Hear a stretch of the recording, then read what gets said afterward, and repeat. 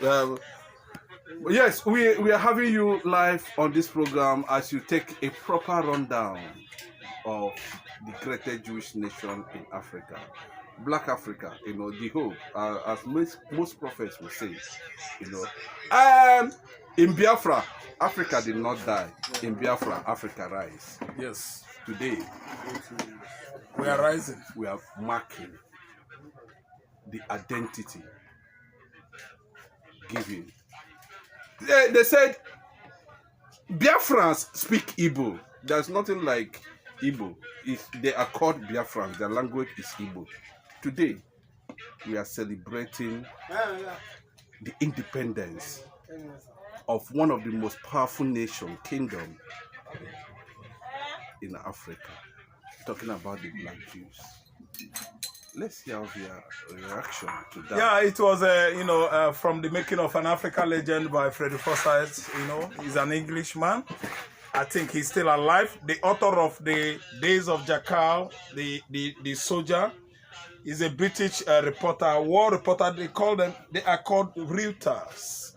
He was reporting from the Biafra land during Nigerian Biafran pogrom, and he was a very competent journalist, that gave a very unique nicety based on Nigerian Biafra civil war. A good friend to Chukwuemeka Odumegwu. He's still alive today. That was when the birth of Biafra on earth. I mean, the date, 30th May 1967. Ojukwu declared Declaration of Republic of Biafra based on what was happening to Igbo man in the northern region. The pogrom that started from 1965-66 until 1970, when it was so obvious that there was no victor and nobody was defeated. That still, the Biafran war is regional because Igbo man is not accepted anywhere in Nigeria. I'm telling you, the hatred is so much. It is a fire that is keep on glowing and burning till this very second I'm discussing with you. Today, we are marking the remembrance of fallen Biafran heroes. Gebat Onwa Tuegu, Uba Tuegu, Chukwuemeka Odumegwu Ojukwu, Chukwu Makaduna Nzogo, Johnson Omonnakwe Aguironsi.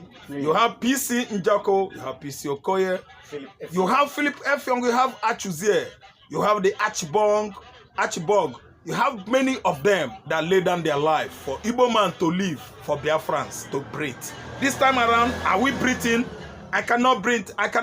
Ask me why. Because I'm not taking part on the cheering of the national cake. To get to that office, Nigerian presidency, it has eluded me. It played out last year when Obi, an Igbo man from Anambra State, won an election. A Yoruba man, as usual, that did it in 1953. He did it again. Anything three. It's when they rise up with their Tiwantiwa, Awalawa. Awalawa played out our local. Listen, he took what belonged to an Igbo man outrightly. Until today, nobody did anything. They are still thinking that we are the last class in Nigeria. Well, our friend, our brother Kadech is here. He's in support with Igbos. His mama is an Igbo. Maybe look at him there. He's not among these Tiwantiwa. Hey, Biafra, he's an educated man. Biafra. Yes, Biafra. He loves Biafra. He's a man from the axis of Biafra. Biafra, the happy celebration. He's a man from the axis of Ogun State. That's where he hails from. He's an educated man. He's not among Tiwantiwa. Tiwantiwa are people who don't go to school. Are you listening to me? Awalawa. But this man is an educated man. He's not among the people we are talking about here. We are talking about the Fulani Hausa hegemony. He's an exposed man. He's an exposed man. He's not among. And you can see the diplomacy there is with us throughout the preparation for this joy we are having today. This enjoyment and merriment. Kotsi Tundo Okafo and Udabala. So we are here and we are trying to tell you that Biafra is born. A great nation. The first Jewish black state in the world is here. And we are maintaining it till eternity. Nothing is going to stop Biafra.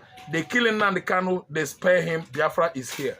If Nnamdi Kanu is let off the cage, Biafra has come as fast as possible. See, we are commemorating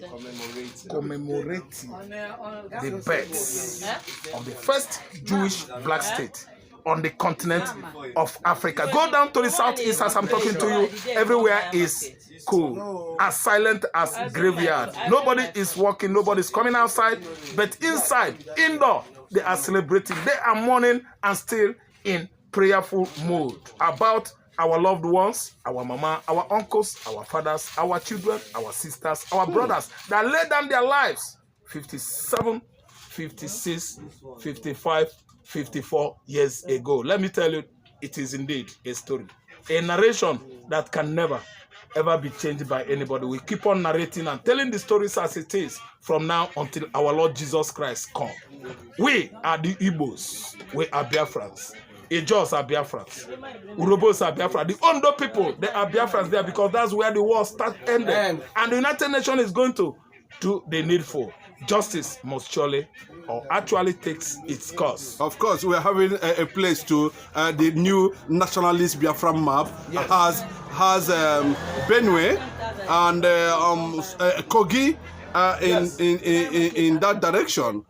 How would you want to react to the development that Ohaneze has raised a task force as they are marking the Biafran Day today to pay a secret visit to Mazi Nnamdi Kanu any moment from now, and it is being speculated there's a green light coming from beyond that Nnamdi Kanu is going to walk out soon a free man. Yeah, you said it, and it's playing out because United Nations, the UK, the USA, they are coming. They are trying to intervene so that Nnamdi Kanu will actually regain freedom. It is going to be so obvious that we are going to emancipate as a sovereign state, sovereign nation of Biafra. Liberation it is. Nnamdi Kanu is a freedom fighter. He has actually accomplished what he started in 2014. Thank you. Okay. Today, thank you.